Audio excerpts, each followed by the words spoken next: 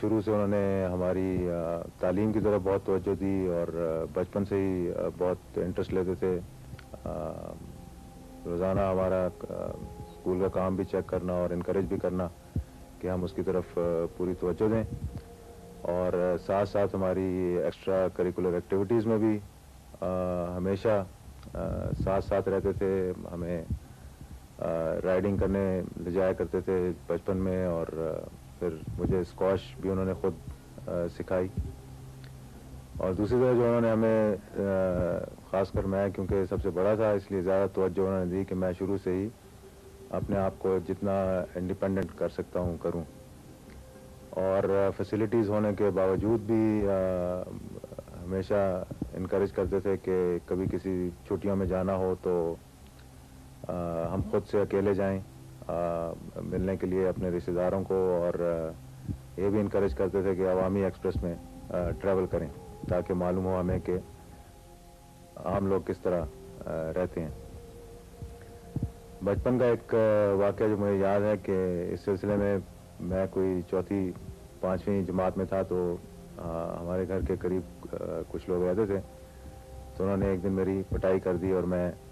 روتا ہوا گھر آیا, اور آ کر میں نے انہیں بتایا کہ جی اس طرح مجھے انہوں نے بچوں نے مارا ہے. تو الٹا بجائے اس کے تسلی دینے کے انہوں نے مجھے ڈانٹا اور کہا کہ اگر آج تم اس طرح روتے ہوئے آئے تو کل تمہیں دگنا ماریں گے, تو جب تک تم خود ان کے سامنے کھڑے ہو کے نہیں بات کرو گے تو ساری عمر اسی طرح روتے رہو گے.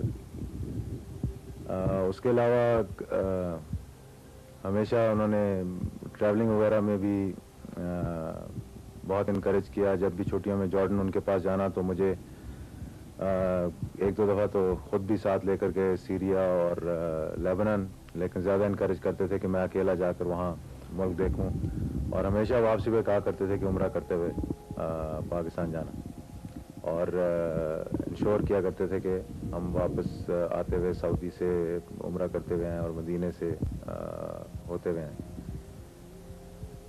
اور ان کے دور اقتدار میں ایک دو دفعہ جو میری گزارشات تھیں, جو کہ میں کیونکہ